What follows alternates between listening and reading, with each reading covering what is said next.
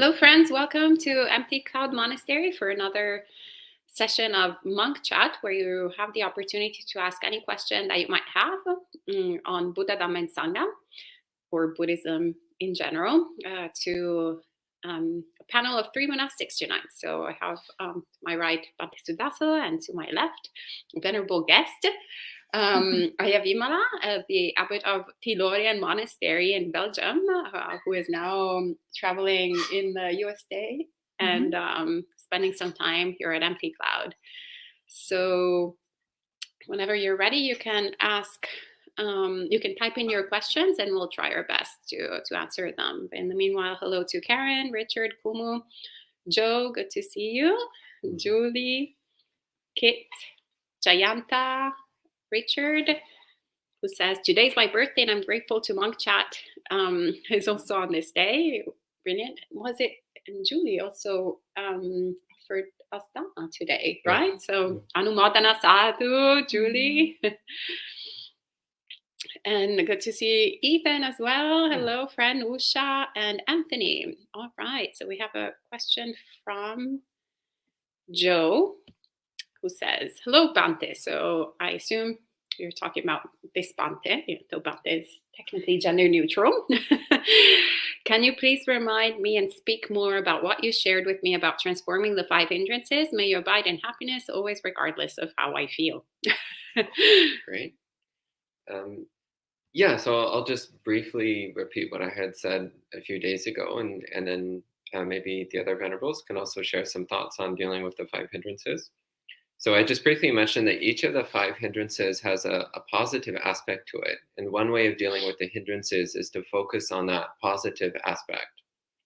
So I mentioned that a positive aspect of dullness, for example, is tranquility.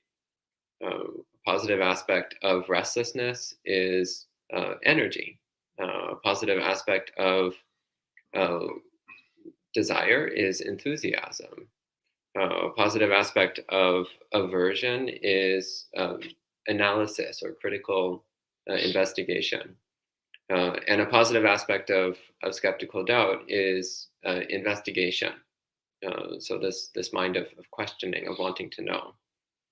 So I was mentioning that one way of dealing with the hindrances is when one of the hindrances is present is to focus on the positive aspect of that hindrance and try to bring forward that positive aspect while removing the unwholesome aspects of it. So for example, dullness has tranquility as a positive trait. So you can focus on cultivating the tranquility side, keeping the tranquility side.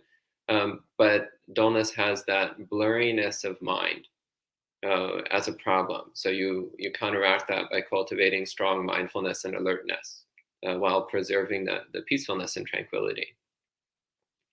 So that was what I remember having said on the topic. And maybe venerables, what are your thoughts on dealing with the 5 hindrances? Well, I gave a talk recently, so I think Venerable Vimala might have something more interesting and refreshing to say than what you said in your talk. But what springs to mind is first of all is a very famous sutta in the Majjhima Nikaya that goes over that gives 5 antidotes to the hindrances, and the first 2 are my favorite. And the first one is to substitute with the opposite. So if you have like lots of anger, you start developing love and kindness. And I spoke a little bit about these things in the morning as well. But the second one is looking at it with wisdom. And that's one I particularly like, is to find out what's underneath and what it gives us. It's like, if you're angry, you're like, how does that feel really? How does it feel inside your body? How does this, what kind of sensations do you feel on your body? And when one thing you'll notice is when you're angry, you also feel like quite self-righteous and strong. And that's actually something that you really that you really like. Even though the whole experience, it might not seem so very pleasant, there's still these aspects of that. And if you start to investigate that, and then you come to and you don't try to repress it as in, oh, I'm this good Buddhist, I don't have anger. I don't have any hindrances. I'm perfectly okay.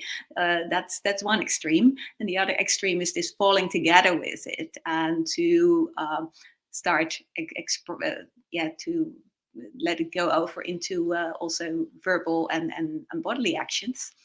And start shouting at somebody or something like that, and you just can't see anything else but that thing outside yourself that made you angry, or that thing outside yourself that gives you desire or whatever. So that's the other extreme. But in the middle way, you can stay with that, with loving kindness and mindfulness, and staying with the emotion itself is quite often, or with the defilement itself is quite often very difficult, because it tends to overwhelm you, and you tend to fall back in these extremes that you have learned. But if you can see, like, where do these feelings resonate on the body somewhere, and stay with these feelings and give that a little bit of space. So you have a little bit of distance to it, and see and investigate what it is. Stay with it, with this mindfulness and love and kindness, and then at some point you will see that it starts to change, and that it starts to dissolve a little bit. And you might also have some insights coming up where this comes from. It reminds you of some childhood trauma or whatever might be happening there, and then you see, like, oh, I don't need this at some point, and then you can let it go. So that's my favorite method. So I'll leave it at that for now. So you just you gave a talk on that subject earlier, so maybe you want to share when that was. It was the last talk that I gave, so like last week somewhere. But I think between the two of you covered the answer pretty good. Well, thank you, Venerable. That was beautiful. And Kim asks, what is reborn if we don't have a soul? Sorry, but this is all new to me. Well, nothing to be sorry. Actually, it's good that you're asking questions. And this is one of the most frequently asked questions, both by people who are not born Buddhist, and also by people who are born Buddhist. Surprisingly enough, we get this question all the time. And I think that it's actually a more interesting question to ask ourselves is, what is it that we think is a soul? Like, what do we think that actually is born, that is a soul? So what is it if we have that preconceived idea that we have that we are something? What is that something that we think we are? And so that's basically, sort of the invitation also that the Buddha gives us to, first and foremost, somewhat start identifying the dogmas that we have within our mind. The dogmas, the things that we take for granted, where, like, when we're asking this question, a question like this, what is reborn? There is like already there must be something that is reborn. So there's a lot of assumptions that we have about the world.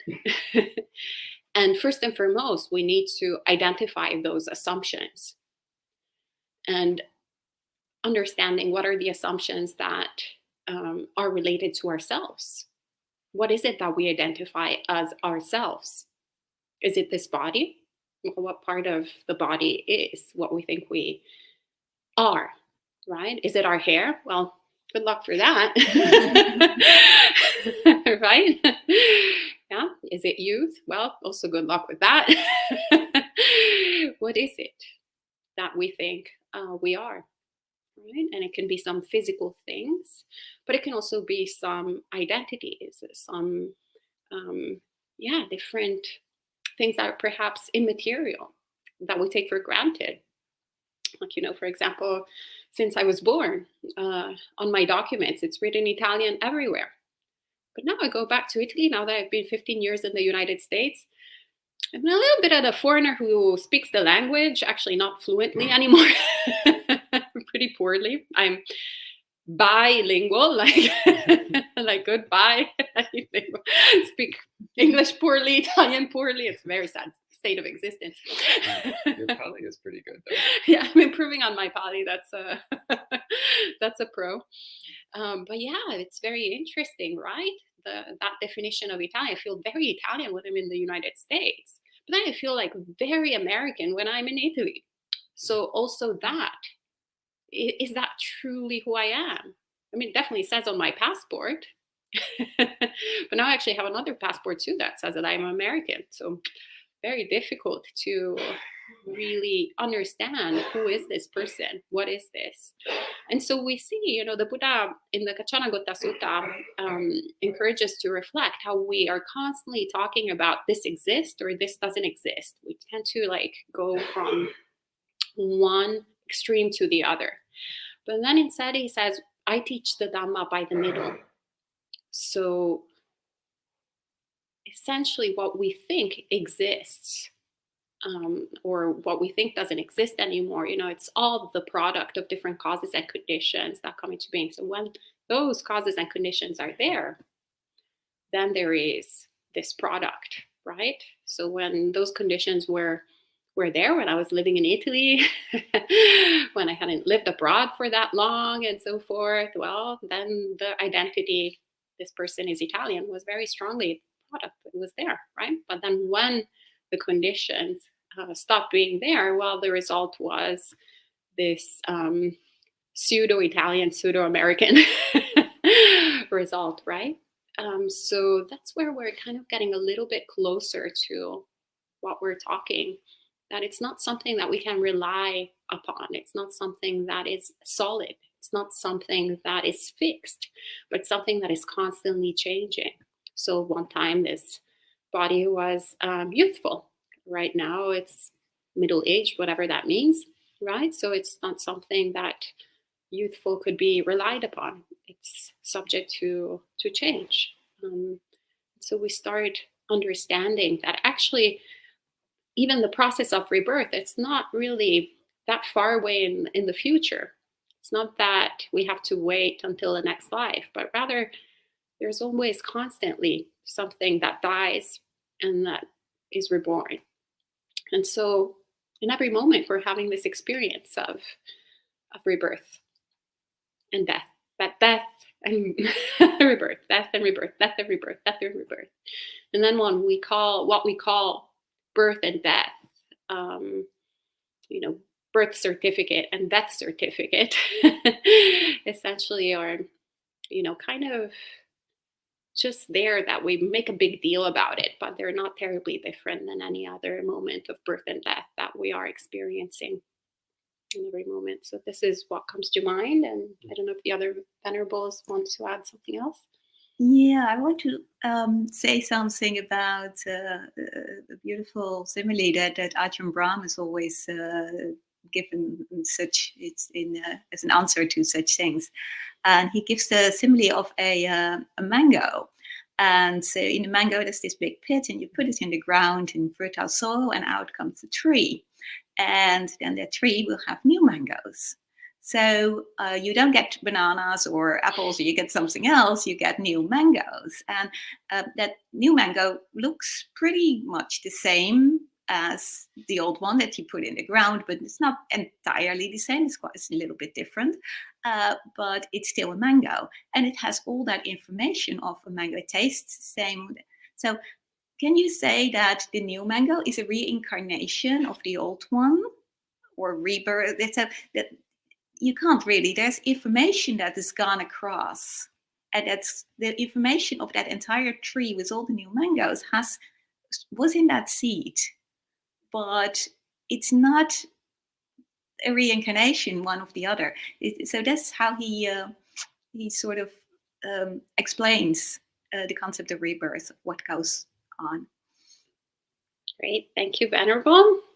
And by the way, actually, Baptista also gave an entire talk on what gets reborn, which you can find on our channel if you want a full-on hour extensive detailed talk on the subject matter. And Richard says, I spend my birthday contemplating my own impermanence, the 5 reflections, meditation, the body's need to break apart, and being one breath closer to rebirth or nibbana. Sounds like a great birthday. These reflections have led me to ponder what the revered Buddha himself did on his birthdays and what insights he may have gained from these observances through the eyes of a bodhisattva, and eventually a fully enlightened one. Would you like to comment on that? I don't think the suttas ever talk about birthdays. So we actually don't know what the Bodhisattva did on his birthdays. However, we do know that prior to his awakening, the Bodhisattva did contemplate that he was intoxicated with youth, but that he was subject to aging and decay, just like everybody else, that he was intoxicated with health, but that he was subject to sickness and disease, just like everybody else, and that he was intoxicated with life, but he was subject to dying, just like everybody else. So those are all great things to contemplate on your birthday, but also on every other day of the year. Okay, great. Yeah. Actually, I think the great celebration is the death day, in the sense, the death of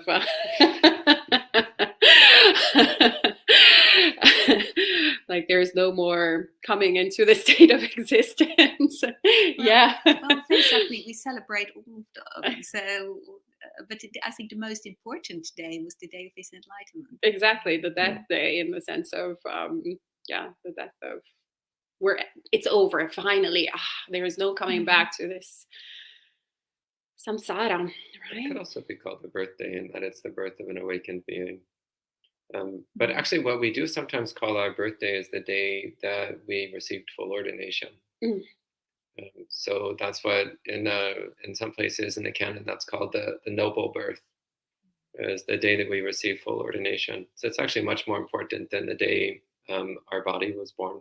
It's true, but in Laos, actually, our friend from Laos was telling us that they actually have the terms. For example, the funeral, it's like the happy house, and the birth time is actually the unhappy house, or something like that. So it's kind of like the other way around, right? Here in America, actually, you even do the before the birth, like the, what's it called?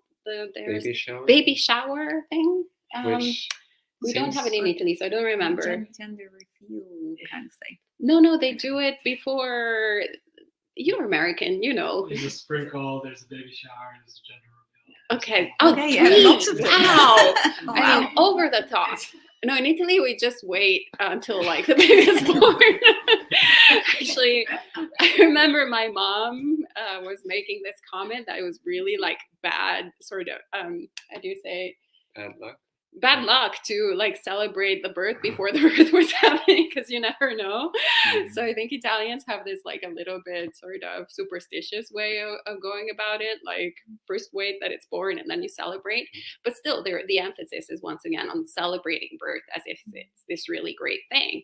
And then the funeral, the death is this, definitely in my culture, is a really painful. Actually, we have funerals that last for quite a long time, and mournings that last quite a long time. And so this is very much the sense that it's a sort of bad occasion. And so our friend Cam was sharing that in Laos the terminology is very different, and it comes precisely from this understanding that if one is born, well, clearly, they weren't enlightened.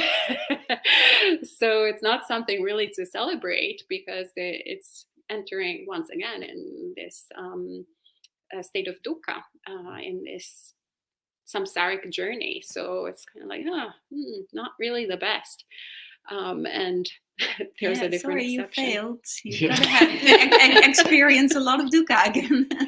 Making the same mistake over and over again. Nothing to celebrate. And Kit says, I've realized in meditation that my body doesn't trust my mind due to my past treatment, ignoring of it. Loving kindness helps. Any other tips to help fix that trust between body and mind? Venerable Bhima, would you like to address this? I'm not entirely sure what I would mean to that the body doesn't trust the mind due to past treatment. Maybe Kate, if you want to give a little bit more Yes. information, that might help clarify. And Anthony says, favorite way to practice the Brahma Viharas? This is also a great question for you, Venerable. Is it a natural progression through the four, starting with metta, or do you recommend taking a more active approach to develop, for example, boundless equanimity? Well, the four is definitely, we spoke about that this morning. The four definitely have to do with each other. And they're sort of like aspects, different aspects of looking at the same thing. And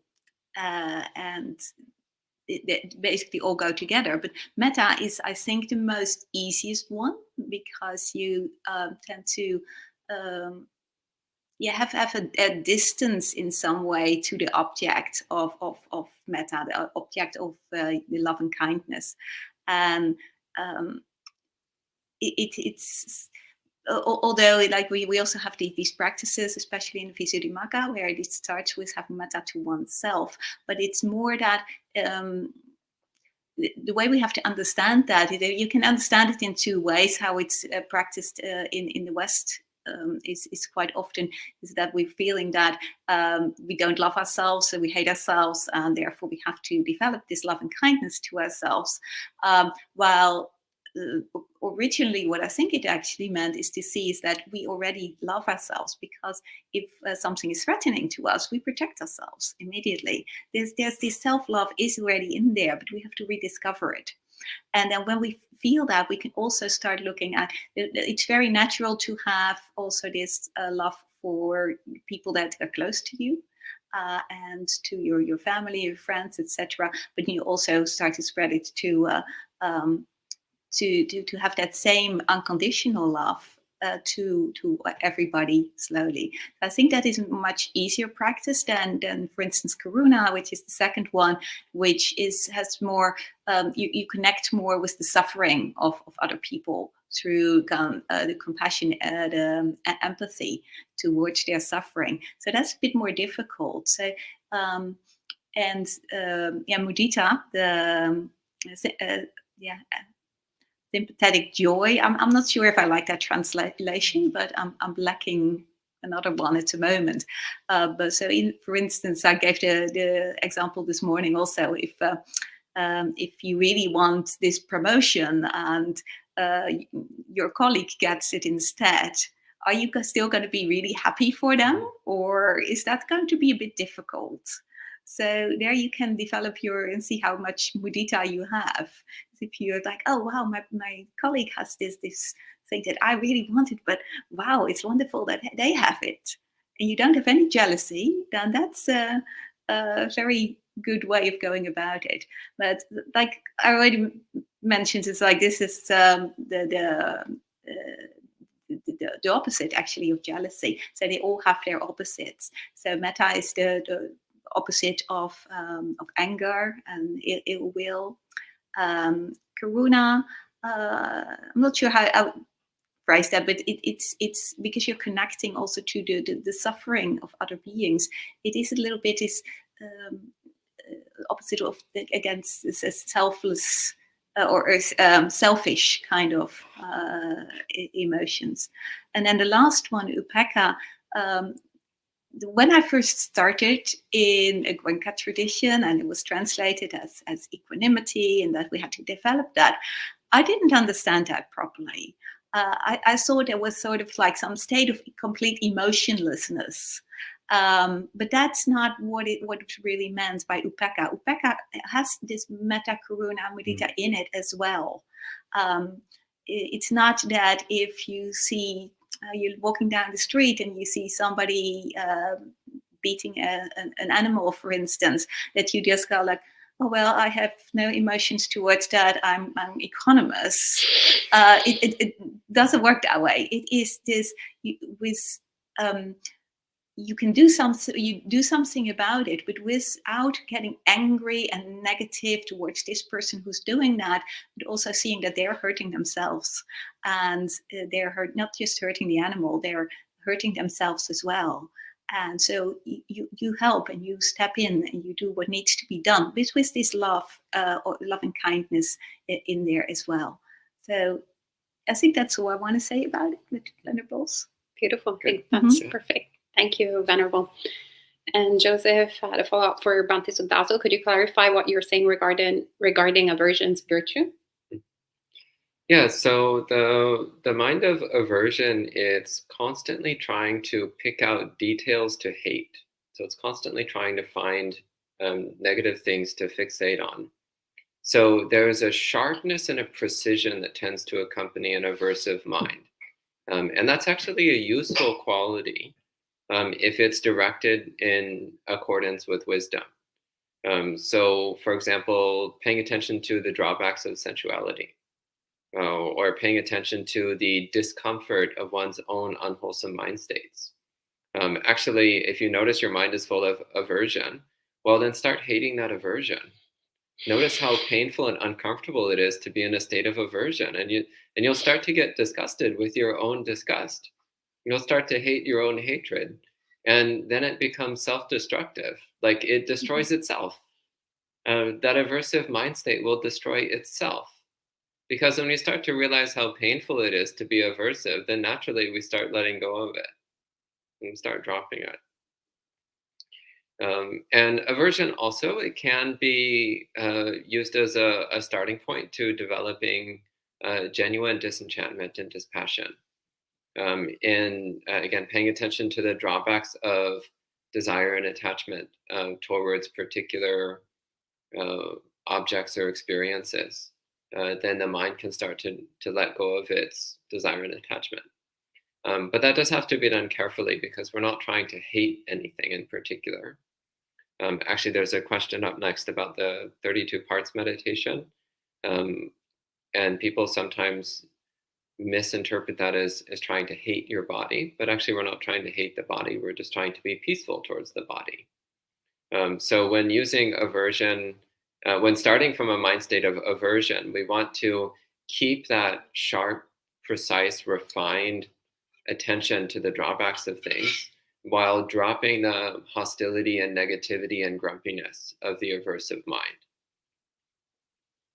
Okay, maybe I'll read the question, and if you want to keep talking about this since you started. Could you? Ethan asks, I started trying to do the 32 parts meditation. What I'm doing is sometimes going from part to part with awareness. Other times when there's pain in a place, like the jaw, for example, I'll notice the surrounding area like skull, muscles, teeth, etc. I find that sometimes this lessens or gets rid of the pain, even without intending to get rid of the pain. Any advice on 32 parts meditation? Well, so it's actually the first time I've ever heard of somebody using the 32 parts as a way of dealing with pain. So it's very interesting. And if it works for you, then keep going with it. I mean, as my preceptor says, do whatever works, which is the best meditation advice I've ever been given in my entire life. So those 3 magic words, do whatever works. So in terms of 32 parts, again, the main point of the 32 parts meditation is first off to develop a clear awareness of one's own body inside and out. So usually we neglect the internal components of our body.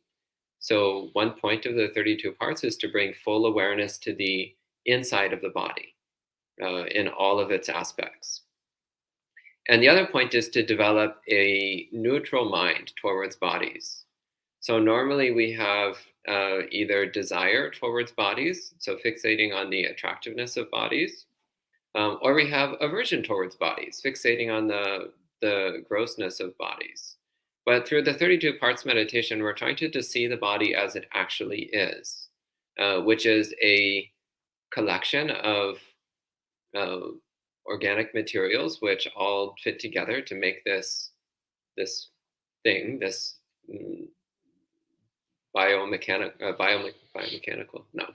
this biological mechanism, which is actually quite helpful for our practice, quite useful for doing meditation and chanting and bowing and other nice things. but which is fundamentally it's neither pleasant or unpleasant. Fundamentally, it's neither beautiful or disgusting. Fundamentally, it's just a piece of nature. It's not really anything different from a tree or a stone or a river or anything else. The difference is just that there's a sentient being here. But otherwise, the body is just a piece of nature. So that's the main point. As the way my preceptor describes the 32 parts meditation is, it's about developing a calm, cool, peaceful awareness of the body. So not either desire or disgust towards the body. Yeah, and then also an awareness of basically the nature of the body, so that then we don't get surprised when it ages, when it starts decaying, when it starts breaking down. It's very interesting to see, especially elderly people. I'm thinking actually of my mom. She was blessed, in her youth with very good looks. And she's actually she's not a bad looking woman, but she suffers a lot because of that body not being anymore the way it used to be. And she's very vocal about it. So it's actually, she's vocal about it with everyone, which is why I'm feeling comfortable sharing it with all of you. And it's very interesting because it's actually no different than the poem of Ambapali Bhikkhuni from the Therigatha, where she's speaking exactly about this. She goes through all the different parts of the body, of talking about how great they were and beautiful when she was, youthful, and how they're all decrepit now and falling apart. And they're all, contrarily to my mom, she then says, the speaker of truth, the Buddha, is never wrong. So that's exactly the invitation that the Buddha also gives us, to literally understand what this body is all about. And of course, it's subject to decay, like any single thing that we see in nature around us, like every single other body. But we still have that big delusion that everybody else, is aging, except for us. Everybody else is dying, but we're immortal. So there is that really, strong delusion in really holding on to this body as the way it is. And then, I remember when I was 30 and I got this wrinkle right here. I turned 30 and I got the wrinkle for some interesting reason. And I remember going, what happened? Or the first, I still only have one or two like gray hair, white hair and gray hair. But I remember still the first time I saw it. And actually I was already a monastic. It appeared a couple of years ago. And I was like, wait, what's that? Oh my God, it's a gray hair. So yeah, even though we do these contemplations, we're aware of it, it's still such an intellectual understanding of it. So it's very important to really break it from the roots, this delusion that we're immortal. And Wasabi Chan says, is it reasonable to avoid certain people and situations that trigger me to be upset or angry, or will this just make aversion stronger? Absolutely, it's reasonable. Actually, I remember, I think I shared it recently, but I'll share it again. When we went to this retreat with the Karmapa, he said many interesting things, but this in particular I thought was very, very interesting, that his invitation was that whenever we were interacting with people, to really look at the sort of state of the three fires, so of greed, hatred, and delusion inside of our minds. And from there, evaluate whether or not we should pursue essentially that interaction with, that regular interaction with people. And he put it up to the extreme that even if we were interacting with an enlightened being, if we had greed, hatred, and delusion increasing in our mind, so it was clearly independent from the fact that from the enlightened being, that we should avoid the enlightened being. I don't know if I agree to that extent. I think it's so rare to be in touch with an enlightened being that we should maybe, have second thoughts about about that. But what I got from that was very interesting, to literally look at the results rather in the mind, when this comes into being. Well, great hatred and delusion appears in the mind. Do I want that result? Not really. And if we have the option to avoid that interaction, then I would say, yes, let's avoid that. In the Sabbasava Sutta, the Buddha encourages us not to, kind of copy and paste the same sort of action with every single situation, but rather to really understand what kind of technique essentially should I adopt? Should I endure? Should I avoid? Should I instead develop? Like, what is it that is the appropriate response here? And so I feel like in these situations, if we can avoid it, then we avoid it. Then we'll have plenty of times, plenty of opportunities that avoidance is just not, part of the options that we have. And in those cases, then we can practice endurance. But if we're constantly getting into, oh, those people are terrible, let me endure it. No, I think it's in the sort of what the Buddha says, like, for example, if there are wild elephants, wild animals in the forest, avoid them.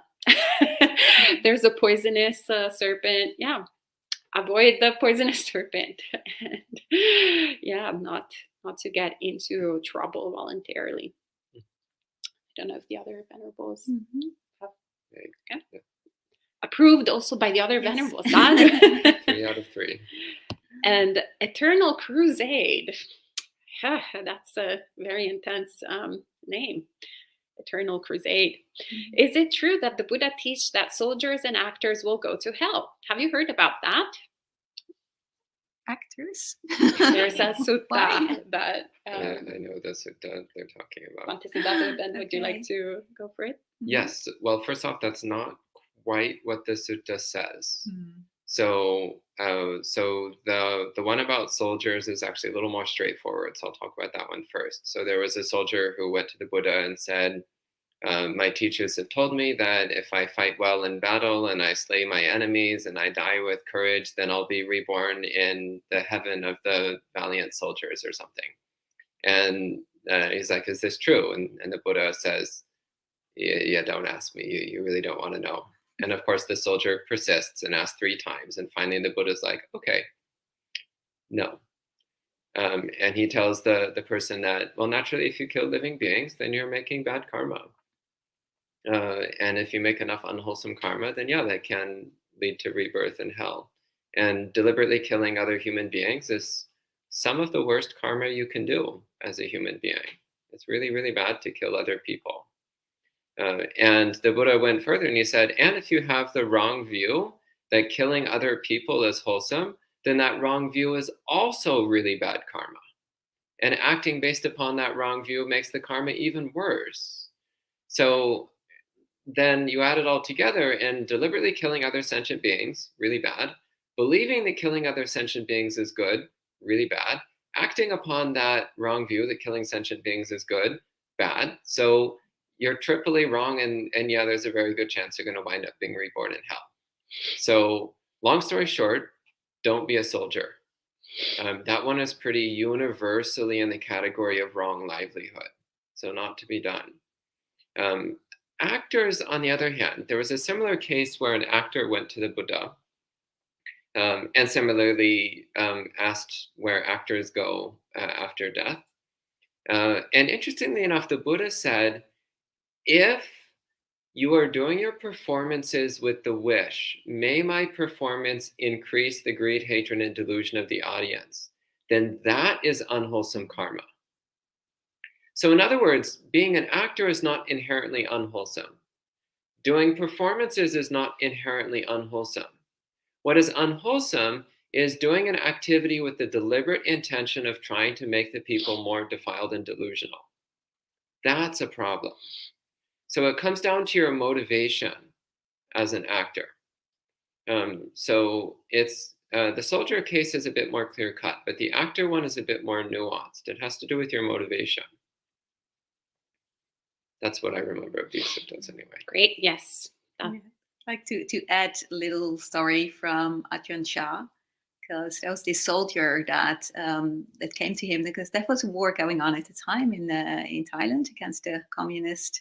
And there was this soldier who came to Ajahn Chah. He had been shot. And he asked Ajahn Chah, like, what bad karma did I do in my past life to deserve this, to being shot? And Ajahn Chah says, like, well, you enlisted for the army, you shot at people, they shoot back.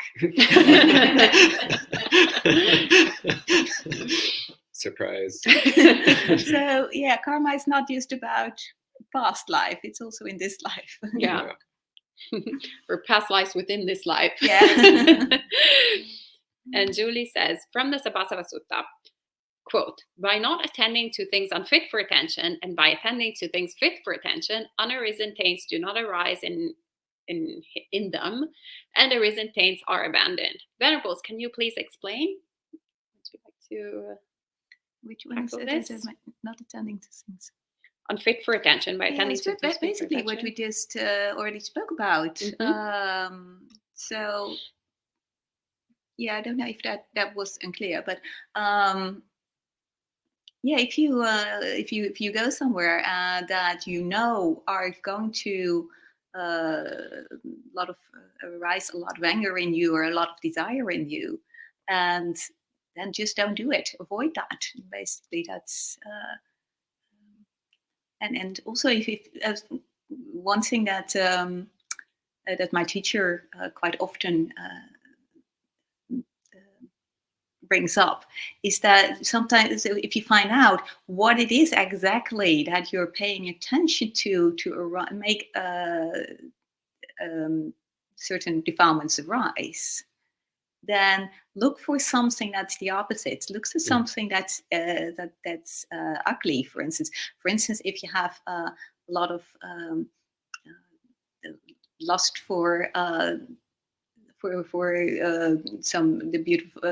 beautiful girl or boy or whatever, and then look for the imperfections in that person, and then you see that they're not so perfect, because we tend to filter out all those things we don't want to see. We just tend to focus on all the beautiful things, or all the negative things if it's something that we want. But people are far more complex than that, and also everything we see is far more complex than that. So we can just look at the opposite, so as to neutralize those feelings inside ourselves. So that's another way of looking at that part. Great, thank you, Venerable. Maybe you want to also take this one. As a beginner, is it okay to focus on cultivating mindfulness first before trying to abandon unwholesome mind states and cultivating wholesome mind states, or should I be doing both? I think you should be doing both. And also cultivating the sila, the morality of the practice. I think that's a very good thing to also start with. It's like, look at where you are maybe not always telling the truth, or where you are being very greedy, and maybe you kill mosquitoes or whatever. Look at all these things, and especially the 5 precepts for the lay people, and look at all these things and see where you're maybe not so perfect in these things, and why you're doing that, and try to perfect those. And that really helps you in your practice, and you become more and more mindful by focusing on, it's like, oh, where am I not actually doing that? And also developing the opposite of these things. For instance, the opposite of killing living beings will be having loving kindness towards living beings, and opposite of stealing is having the dana, the generosity, to develop generosity and doing more of these things as well. So you can, I think that's a very good way to start. And at the same time, do mindfulness and Excellent. Thank you, Venerable. And Julie says, Bhante Sudaso, in a response to my question last week, you said it's normal to notice sensory perceptions that are too subtle to notice. Can you give some examples? I have felt like a light touch on my knee while meditating, as well as my skin twitching. I try to let go and not cling to these experiences, but I have a little bit of fear of the unknown. Yeah, so again, as we're cultivating mindfulness and concentration, then we often start to become much more, our attention becomes much more refined and precise, which can mean we start to notice a whole variety of sensations in the body and the mind, which we aren't normally aware of. And most of that is meaningless. It doesn't have any particular special meaning.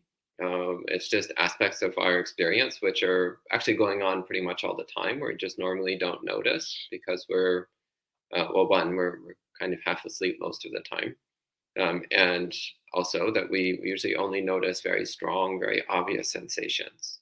But during meditation practice in particular, when mindfulness and concentration start to become stronger, then you start to notice there's a lot more going on in the body than we normally notice. And so be aware, but don't get caught up in these things, because again, it's mostly meaningless. It doesn't really have any significance. So feeling your skin twitching or a sense of a touch on your knee, it doesn't really mean anything. It's just your body producing sensations, because that's what bodies tend to do. So just notice it as impermanent, just another aspect of body sensation. Nothing to worry about, but also nothing to ignore or disregard. It's just noise. Thank you. And Kit, who had asked earlier the question, is giving more information, saying, I ignored my own physical limits and emotions in the past in order to survive a bad environment. I guess I'm asking how to learn to listen to the body when you used to try extra hard not to. Yeah, it's a very, very good question. I'm not sure if I can really do it justice, but yeah, one of the things is to try and find out also what's really going on inside of you. But that's a very big task, and to have loving kindness towards yourself. And you can do your body, but if that's too difficult still at the moment, and just try and see like where is this blockage against this loving kindness towards yourself.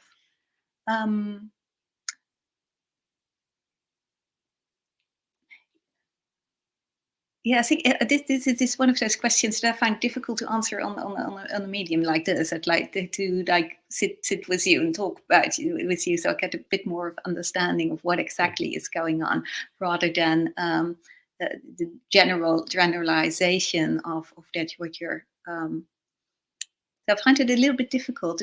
Bante and Aya, do you have some ideas on? Yeah, well, I mean, just first off, generally speaking, as I mentioned briefly earlier, is cultivating an appreciation for your body as being a tool for Buddhist practice. So without having a body, it's very difficult to do things like sitting meditation and walking meditation. Without having a body, it's very hard to chant or read suttas or bow to Buddha shrines. So I actually really appreciate having a body. They're quite useful. So in the past, you trained yourself extra hard to lack mindfulness of the body. Well, now your practice is to train yourself extra hard to develop mindfulness of the body. And of course, it's going to be difficult because you spent so long training yourself to be unaware of your body. But just as you trained yourself to be unaware, you can also train yourself to be aware. So cultivating a complete awareness and acceptance of your body just the way it is, and also accepting that the body's in a constant state of change. And that's also just the way it is. And that the body itself is inherently a neutral thing. So appreciating its usefulness, paying attention to it as a good foundation of concentration practice, a good foundation of meditation, and paying attention to the ever-changing experience of the body, just as it is in each moment. But be patient with yourself. Of course, it takes time to train the mind. So it might be 10 years until you start to really get fully aware of your body, and that's okay. That's 10 years well spent. See, one thing that springs to mind as well that might be good for this is like the Cuenca practice, because there you really have to develop this mindfulness of the body. And you start actually with the growth sensations. Like you can be mindful of your clothes touching your skin, and with things like that. It's starting with the growth of things that are happening, and then you slowly get into more subtle kind of things. So, and you start with like big areas, like, do I feel anything at all? Do I feel some sensation on my skin, in my face, or in the back of my head? And then you get, from there you get more and more subtle. So that might be a good practice for this, actually. Excellent. Thank you, Venerables. And Karuna says, Karuna monastic cat cuddler. In fact, Teddy misses you, so hopefully we'll see you this weekend. Karuna says, previously I practiced meditation with a lay teacher who led a local group. In the past few months, I've been finding Ajahn Brahm's instructions to be very beneficial to my meditation practice, as well as my overall Dhamma practice, especially the Brahma Viharas. How would you suggest I mitigate the drawbacks of practicing without direct access to the teacher whose instruction you're using? Well, you're actually a lot of luck, because one of his disciples, Venerable Chanda, actually does Zoom online meetings on a regular basis. So you can have direct access to Venerable Chanda, who practices all the teachings of Ajahn Brahm. So you're lucky. You're still lucky that to have access virtually to her. So you can definitely ask her. She's a terrific teacher. And actually, Venerable, you also practice. Yeah, I see. Ajahn Brahm is my teacher as well. Yeah. Excellent. Then perfect. You're in super good luck, because Venerable Dimala will be at Empty Cloud for the next 3 weeks. But so I see Ajahn Brahm travels around the world quite a lot. So if you try and pay attention to where he is, then maybe you get lucky and you can go and see him at some point. But for an immediate solution, come to Empty Cloud and meet Venerable Vimala. And Kuma says, is the Samadhi developed via the different meditation methods under Kayanupassana meditations, or any of the 3 other major Satipatthana meditations, the same type of Samadhi quality strength-wise? Well, Samadhi is Samadhi. So the quality of Samadhi itself is independent of the meditation technique or meditation object used. So Samadhi itself has the characteristics of unification of mind, stillness of mind, alertness of mind, which you can cultivate through bringing the mind to stillness, unity, and alertness on anything. But usually a still awareness of the body produces a particularly strong and bright Samadhi for most people. The other 3 Satipatthanas are more inclined towards Vipassana practice. They're not particularly suitable for Samadhi, though they can be used in that way, but that's not really the best use for them. Kayanupassana lends itself better to Samadhi practice, and the other 3 lend themselves better to Vipassana practice, at least in my opinion. Great, thank you. I think you also just have to see what works for you. And just stay with the method for a while and just see how it develops and how that works. And don't give up too quickly. It's like, don't do this like 1 hour and it's like, oh well, that didn't work. But yeah, just try it out and see what works best for yourself. Excellent. And Yumei says, sorry, I'm not sure if you Venerables are familiar with the game of poker, but I wanted to ask if you would consider bluffing in poker a lie. I have no idea. It's a game. So no, I wouldn't consider it a lie, because it's a game where you know that part of the game is that everybody is bluffing. I mean, I actually do know poker. I used to play it when I was a teenager, though not with real money. Yeah, it's a game, and everybody knows that that's part of the rules of the game. And it's not like you're trying to deliberately deceive people about anything of any importance. You're just playing a game. So it's kind of like children playing hide and seek. Is that deliberate deception? Well, kind of, yeah. But nobody would ever say it was evil. It's just children playing a game. So yeah, I don't consider playing a game that involves bluffing to be evil. Though of course, as monastics, we're not supposed to be playing games at all. So that's another story. Yeah, I wouldn't. No, you're not going to hell for playing poker. But how does it actually develop your mind? I mean, it's just a phenomenal waste of time, to be honest. All right. Okay. So Social Robot says, much gratitude as I eat dinner with you tonight. Oh, bon appetit. What meditation or activity would you recommend when one feels lonely or isolated? Well, if you're not talking about it like in the particular moment or a quick fix, but rather in general, if like it's an experience in general, I would Google Buddhist vihara close to you. Usually there's a Sri Lankan vihara in most major like cities across the US. So like usually there's always like a Sri Lankan vihara that one can find close by. And it's just so beautiful. You go there and you meet incredibly lovely practitioners and offer a meal to the Sangha and partake in the merit. Just chant, offer incense to the Buddha. All of these different things that really warm the heart, and it's just really beautiful to also be part of the larger Buddhist community and seeing that there is so many different fellow practitioners. Yeah, and if you have children, also bring them to the temple. We always get like these questions, how do we teach meditation, to children? I'm like,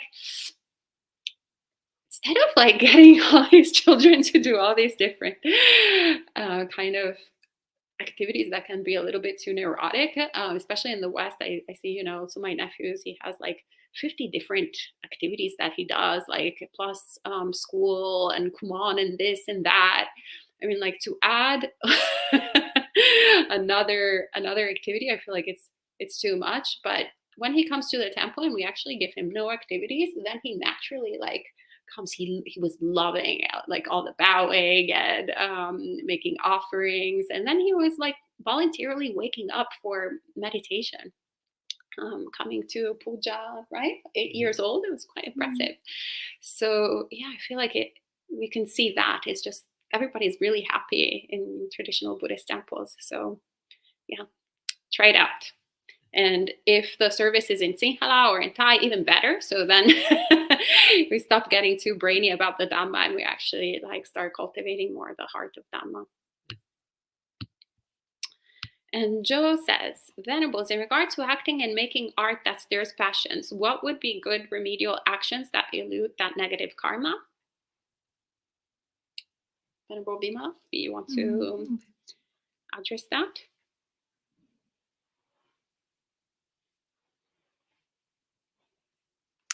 Well, you can maybe make art that inspires you in the Dhamma. It sounds like you're very interested in acting and making art, so use that so that can be a very good way into doing something that's just inspiring to you.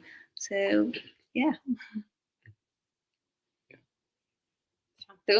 Great. And Karuna will be coming this weekend to see Teddy. Hopefully also Venerable Vima. But we understand that. Yeah. I love cats, so I completely understand. Completely forgive you. It's just the danger of having a cat at the monastery. Then people start coming for the cats instead of the monks. Yes, it's true. It's at Santi First Monastery. We had a dog, and there was a little donation bowl also for the dog. The dog would get more donations than us. Yes. Yeah. Yeah, there's always also here the cats eat the best food, like yeah. And Kumu says, when we take the 8 precepts at home, what is the best way to end the precepts after 24 hours? By reciting the 5 precepts and renewing your should be lifelong commitment to the 5 precepts. Yeah, and if you want, you can also dedicate the merit of having followed the 8 precepts for the past 24 hours. Dedicate that merit to your departed loved ones, to any spirits or ghosts in the vicinity of your home, as well as all the local devas, especially the Dharma protecting devas. Never hurts to share the merit around. Great. Oh, and Julie says, my 10-year-old daughter joined me for meditation for 5 minutes last night. It was heartwarming. Sadhu, that's great to hear. Beautiful. And Jake says, can you please share your thoughts of what value, if any, there may be in lay-led Dhamma centers? I'm most drawn to learn from monastics, but there is a lay center very close to me. Is it worth to attend if I otherwise don't have access to monastics outside of the internet? Absolutely, yes. Yes, please go to the any center where you can, you have the opportunity to practice with like-minded practitioners. I mean, it's very difficult. That's actually, as a lay person, I started a Buddhist organization also because I wanted essentially a place where to practice. So I was very determined. There wasn't a lay center, where I was living at the time. So I was like, or a monastic center. There was no center in right outside of my home. So then, I did it. But if there had been any kind of place, I would have probably gone there. So yes, absolutely, try to do that. And once again, look for. Usually, the term vihara is how you find Buddhist temples. Also in Italy, when we go, we're always putting on Google vihara, and then they pop out rather than Sometimes even if you put Buddhist, you can't actually find it because there's usually the name of the temple rather than, the classification. So you have to be a little bit skilled in finding it. But vihara is really the good word, or temple also, rather than monastery. So yeah, literally try to find as many resources as possible.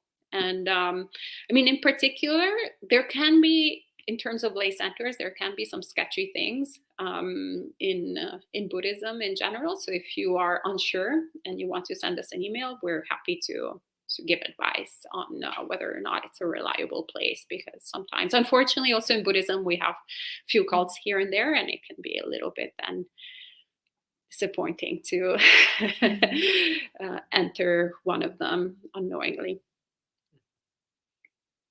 Carolina, hello, Bhaktisiddhasana Yasoma. Just wanted to say miss you and think of you both often for Rockaway Days. Grateful for these talks. So good to see you online. Please come and visit us. Also, the trees that you have donated, they're growing bigger and bigger. We have a few trees here at Empty Cloud Monastery that Carolina donated as soon as we arrived here. So they're what are they called again? There's a few. There's the crepe myrtle trees. There was the giant redwood. There redwood. I forget the names of the other ones. Yeah, they're nice. Well, not big, but big. Getting bigger. Bigger babies. Giant redwood will get really big. Yeah. It will in a couple decades. 2000 years. Yeah. Great. And that was the last comment. So unless our friends here have any questions or thoughts, who goes first? Well, Bante also just now talking about the poker. So what's Bante thinking about us Buddhists go to gambling? Don't go gambling. So if you're playing poker just as a game where you're gambling with chocolate chips or fake things, that's fine. But gambling with real money, the Buddha is very clear that's unwholesome and not to be done. Is it go against the sila? So it's not listed in the 5 precepts, but in the extended explanation of sila that we find in a few suttas, the Buddha does mention gambling. Yeah. Is it 8 precepts or 5? So in the 8 precepts, it would fit under refraining from entertainment. But it's not mentioned in the 5 precepts per se, but it is mentioned in the extended description of wholesome conduct, extended description of right livelihood, extended description of sila that we find in, it's especially in the Digha Nikaya, there's some very long explanations of virtuous conduct, also some places in the Majjhima. Yeah, so no gambling. No gambling. Not even 15 I mean, if you want to like sit down with your friends and gamble some chocolate chips, that's fine. This is what, when I was a teenager, we would play poker, gambling with chocolate chips, and then at the end you get to eat the chocolate chips, which was one of the perks of things.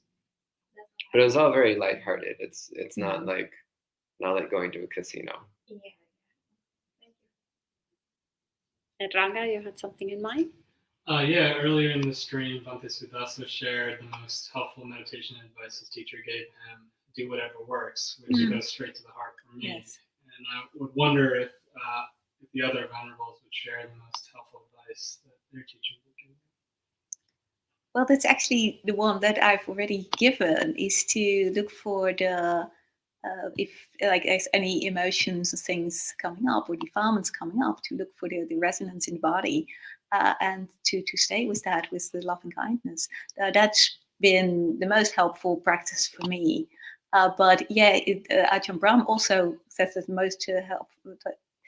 Because at first I thought like, I have to go to the center and I have to do this technique, and that wasn't really working so much for me in the end. And but I was afraid to step out of that, because I was like, I'm going to do something wrong. And then I met Ajahn Brahm, and Ajahn Brahm said basically the same things, like, well, if it doesn't work, do something else. And he made it very clear. It's like, you'll just try out certain things or various things, and then see if something really helps for you. So yeah, same advice. And for me, I can't think of like one single one, because that one, definitely do whatever works, definitely helped me a lot. But more than meditation practice, actually, most of the most helpful advice that I've received from monastics has been in the sort of non-formal meditation realm. So, which obviously then support meditation, and obviously meditation supports basically just interacting with with people, or interacting with samsara, interacting with different situations. So the one that particularly made an impact in my mind, that I recollect a lot, is this advice that Ajahn Pasano actually gave, which was to think of Kanti as patience, not as something that one needs to endure, like that, gritting your teeth and sucking it up, so to speak, but rather lowering your expectations to the bare minimum. And that has been incredibly, enormously helpful. Well, also to just realize how many expectations I had in the first place. So, for example, just, kind of, if someone is the subject of microaggressions, so to speak, then one can really go like, why is this happening to me, and why are these people behaving in this way? And then instead one can think, oh, well, it's great that there were no macroaggressions. That's actually kind of great. Like, oh, great, how incredible that nobody punched me today. So that has been really helpful, but not in a kind of sort of way of going like, oh, don't think about this, or or forcefully, but rather just starting to pay attention to the things that actually we take for granted, which are not, just people not mistreating us, but also when people are really nice to us. So we kind of believe that and we take it very much for granted. And so that's also why it's so shocking, for example, to be mistreated, is because we're actually like the subjects of the recipients of so much kindness most of the time. So then we're like shocked that all of a sudden it's not that, and then it taints our entire experience. But instead, if we don't have any type of expectation, which, for example, during Tudong, when we do the Tudong practice, is very much the case because we're going in no man's land. So we have zero expectation. And then there are all these like incredible acts of generosity and kindness of people that are so spontaneous. And because we have zero expectations, it's just so beautiful. And the mind is so delighted.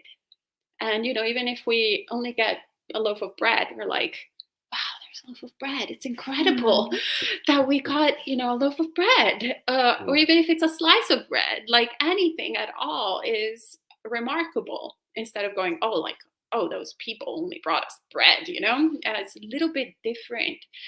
And so that kind of piece of advice, or rather that way of talking about the Dhamma, then really resounded to me. Actually, anything that Ajahn Pasan says really speaks to my mind and my heart, and informs the way that, kind of redirects the way that I look at the Dhamma. So that was definitely helpful for me. Thank you. I have one more question. Yes. So, Venerable Vimala bring up about the meditation that bring up like the past memory, like you said that not the past memory. I mean, like the memory of what happened to your childhood, and then it's just like because we meditate. No, you don't bring up the memories. You don't bring up the memories, but it might come up. If like whatever. I was just an example of like something that might come up. Okay, might come up. So okay, you don't go into that. Yeah. I thought that I was about to ask, like, is there any technique to bring like the memory from childhood, for example? If you no, that's not what I meant. No, it's just staying with in the present moment with the sensations that are there right now. If it come up, it's come up, and then it's sometimes maybe some idea comes up why that is there. That could be. Anything can happen, but you just stay with it in the present moment. Okay. Whenever it's come up, it comes up first.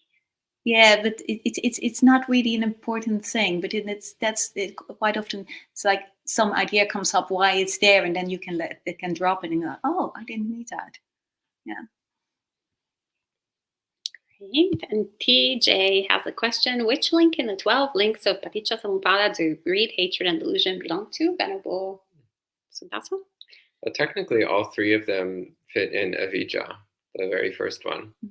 But if we want to talk in a bit more detail, then greed and hatred, they also come up strongly in Tanha and Upadana.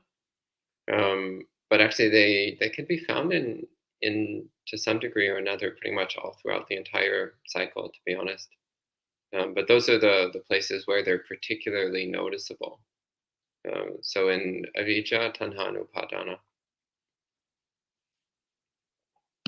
Thank you, Bhante. And Tinuri says, the Buddha emphasizes how there is a lot of suffering in this life. As I'm experiencing life, I'm going to realize that the Buddha has proven me right for the most part.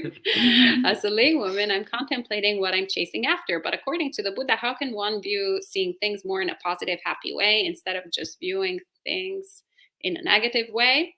I tend to wonder if my mind is tricking me in thinking practicing Buddhism is an escape or sense of laziness, or just not having to deal with real life situations. I'm curious to know your thoughts.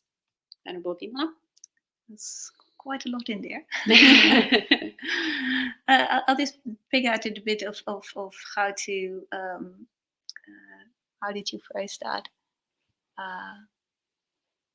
Seeing things in a more positive light is, well, our perception tends to filter out quite a lot of information, And if we have this tendency to start looking at things in a negative way, it's like, oh, that person's done this or whatever, and then try and deliberately look for positive signs and positive things and bring those into your awareness and try to focus on that more and more. And slowly you'll find that your mind changes to starting to look for positive signs.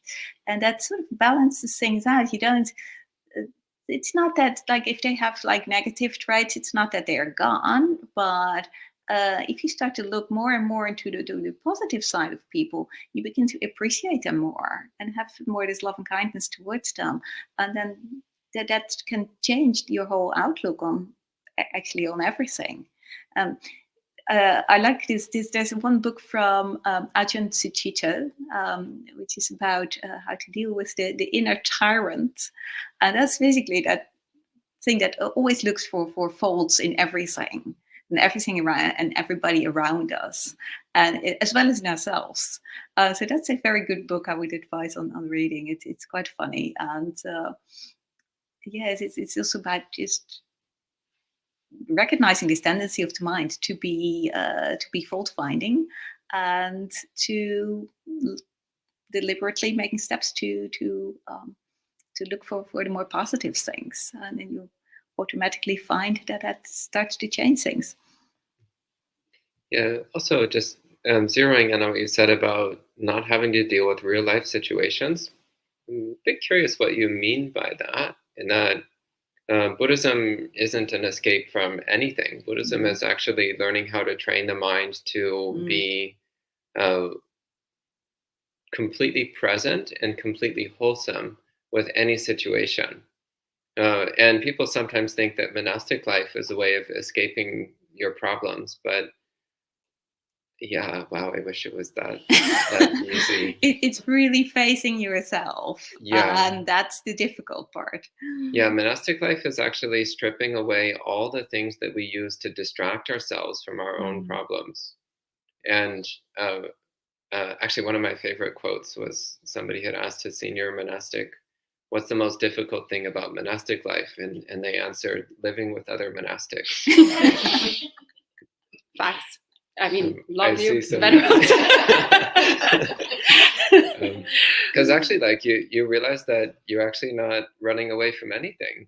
So monastic life is great because it gives us the ideal conditions for practicing Dhamma. But practicing Dhamma means coming face to face with all of our defilements and delusions. And often it's living with other monastics that really makes us see our defilements and delusions. So actually, for me, hiding from real life situations is what lay people do, not what monastics do. Yeah. And you just like run away from you can choose what people you live with. As monastics, you can't always do that. Yeah. And you can get a divorce if you don't like them anymore, or just go away, or you can go to the movies if you don't like the situation. It's you have all these escapes, which we don't have. Yeah. You don't want to get married? Well, then you'll have plenty. Well, then because we have plenty of husbands and wives with zero benefits. So yeah, it can be very challenging. You can't escape. You don't want to have children? Well, then every weekend you have plenty of children. They're not yours. So it's very interesting. You can't escape anything. In samsara, I would say, but definitely monastic life more so.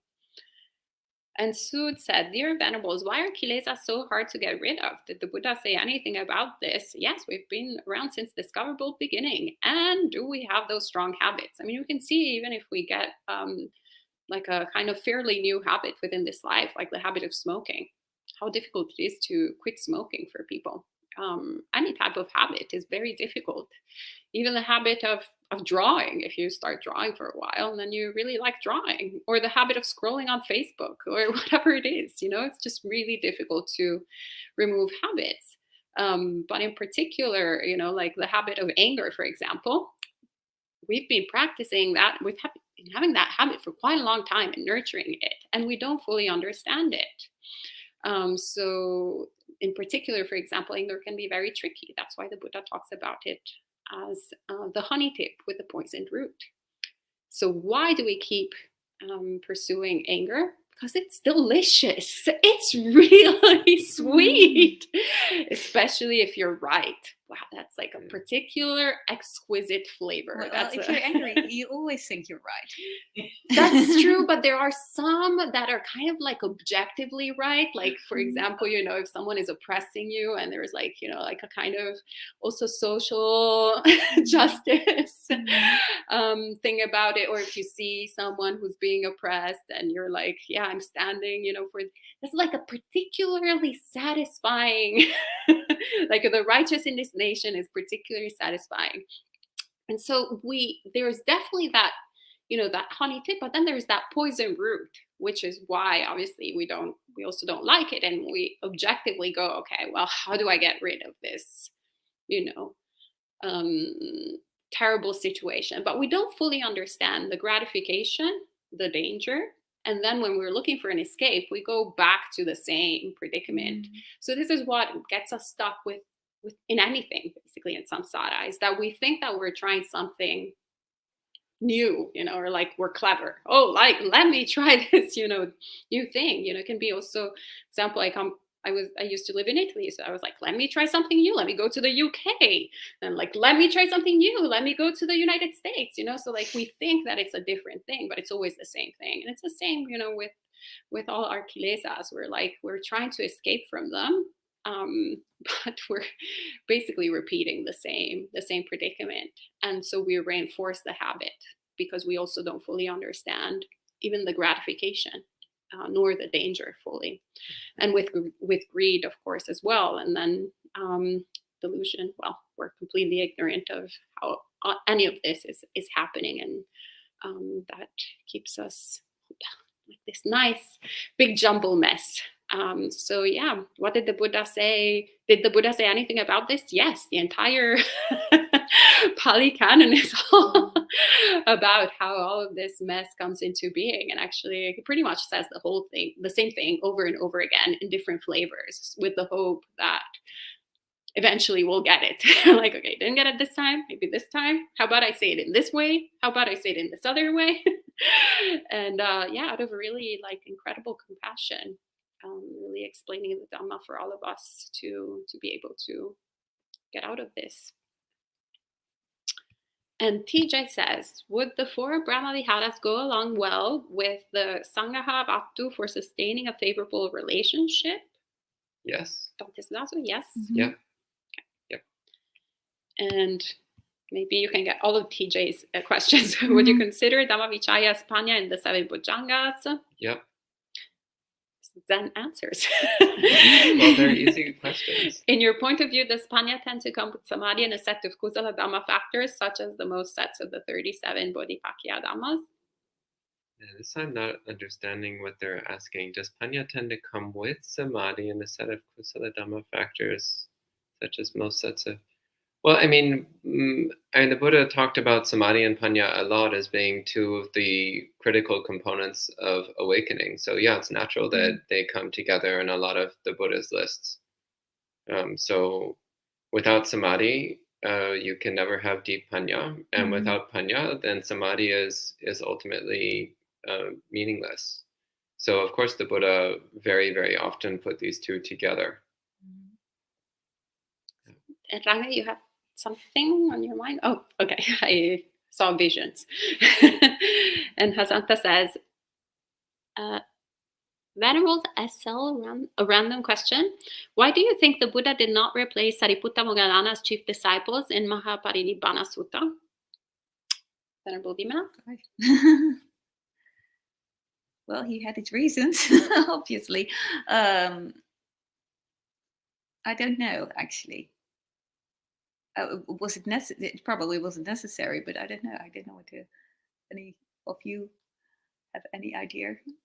Actually, what comes to mind is the same thing when the people asked who would lead the Sangha after the Buddha passed away, and the Buddha said the Dhamma itself. The Dhamma is your leader after this. Yeah. So I suspect the same reason when Venerable Sariputta and Venerable Mahamoggallana passed away, the Buddha wanted people to look to the Dhamma and the Sangha in a general sense, rather than looking to any one specific leader. And this has been one of the actually protective principles of Buddhism throughout the centuries. Is it's the Dhamma itself that's our guide, not Venerable so-and-so.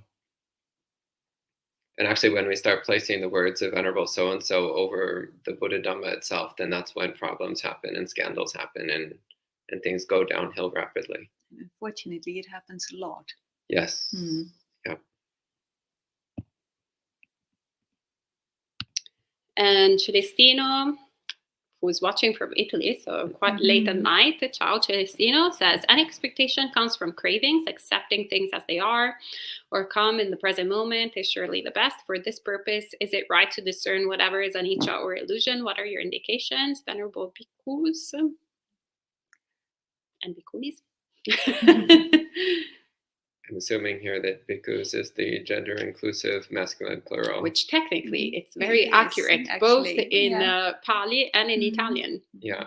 But since sometimes it's not obviously translated in that way, it's good to clarify it. Yeah. I must admit, my brain starts going. I still have some jet lag. Mine as well. So maybe we'll pass Asika. it to Bhante. Let's have a closer look. Expectations come from cravings. Yes. Accepting things as they are, as and surely the best. Yes. Is it right to discern whatever is anicca as illusion? It's a little bit, we have to be very careful with using the word illusion, because when we use the word illusion, it's easy to fall into the wrong view of natita, the wrong view that things don't really exist. So I'm always a little uncomfortable with the word illusion, though I do sometimes use it myself under certain conditions. But it's seeing things as impermanent, as unstable, as unreliable, as insubstantial. That's all good. But the Buddha did warn us against either seeing things as absolutely real or as absolutely unreal, but rather seeing things as temporary and conditional. So that I think is more important. So not seeing things as false or fake, but seeing them as temporary and conditional. And this is a very powerful way of breaking our attachments and desires, because we realize that we're trying to hold on to something that's temporary, which means you can't actually hold on to anything. And we're trying to crave something which is going to be unreliable and therefore not really worth trying to acquire. Great. What do you think about some similarities between Buddhism and Stoicism of Epictetus, Marco Aurelius, or Seneca? I would say actually the simile of the elephant that the Buddha uses, that, all the blind men touching the elephant and, some defining as the elephant being the ear, or the elephant being the tail, or the elephant being, the foot. So they're all touching, part of the elephant, and they think that that's what the elephant is. So there is some truth in all of these different philosophical viewpoints, but they're all viewpoints. So they're remember when I was studying philosophy in high school back in the day, because in Italy, in some schools, we have to study philosophy in high school. I remember I was very frustrated. It was also interesting to a certain point, but then I was very frustrated because there was never any solution to the problem. Everybody had their kind of own view and particular way of seeing things. And it was like, oh, okay, you can never really get to the bottom of it. And you just have to learn all of these different viewpoints since beginningless time. It's just really frustrating, as we started back, the old, millennia of viewpoints. It's a lot. But yeah, that's the thing, right view is not, Samadhi is not just another deity in the world, but rather it's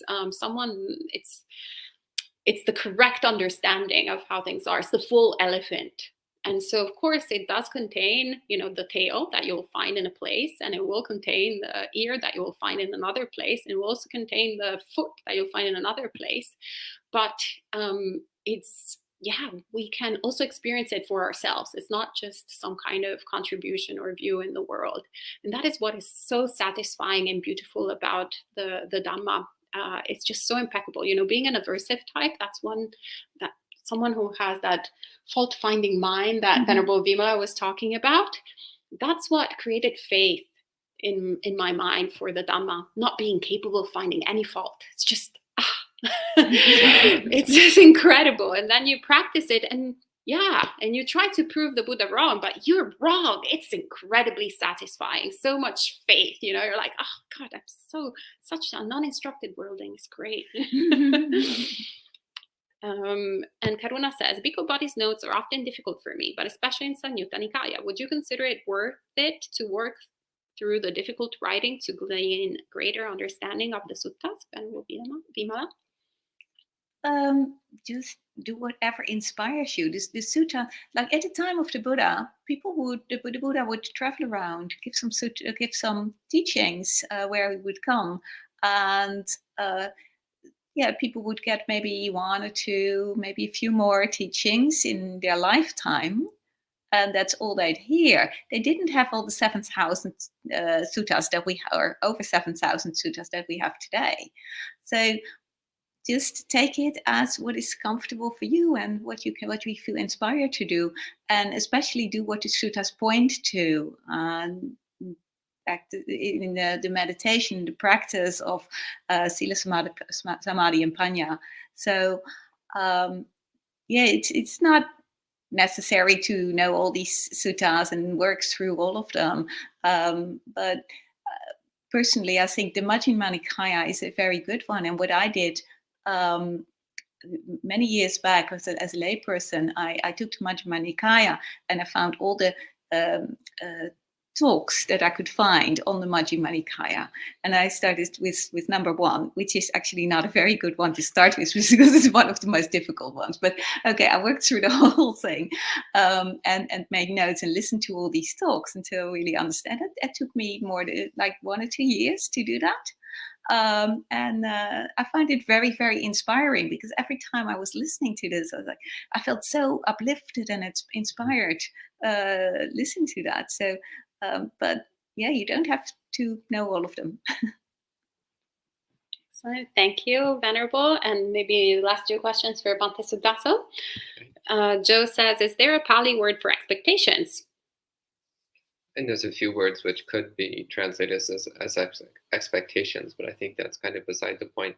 And why and how are expectations dukkha? Well, because expectations, fundamentally, it's a mixture of desire and delusion. Expectations, it means we've already decided the way we want the future to be, but the truth is we have no idea what the future is going to be. So then things turn out differently than we expect, and we suffer. So having an expectation is basically dooming yourself to suffer. So I don't recommend expectations. And TJ says, there is no body tree nor stand of a mirror bright. Since all is void, where can the dust alight? Huineng. What is your thought on the Huineng's poetry battle? That I would need at least an hour to talk about it in sufficient detail. So I actually wish you'd asked this question at the beginning of Mug Chat. So I think we're just going to have to make this the topic of an upcoming Dhamma talk. Because I'm also going to have to go through it word by word in Chinese, which means I'll need a bit of time to prepare, because the translation you just quoted is terrible. So I would need to dig up the Chinese and go through it carefully. Okay, excellent. So coming soon. Sutta study, well, not sutta. Coming soon, text study with Bhante Sudaso. Excellent. All right. So that's all for tonight. And we can end with 3 sadhus. Sadhu.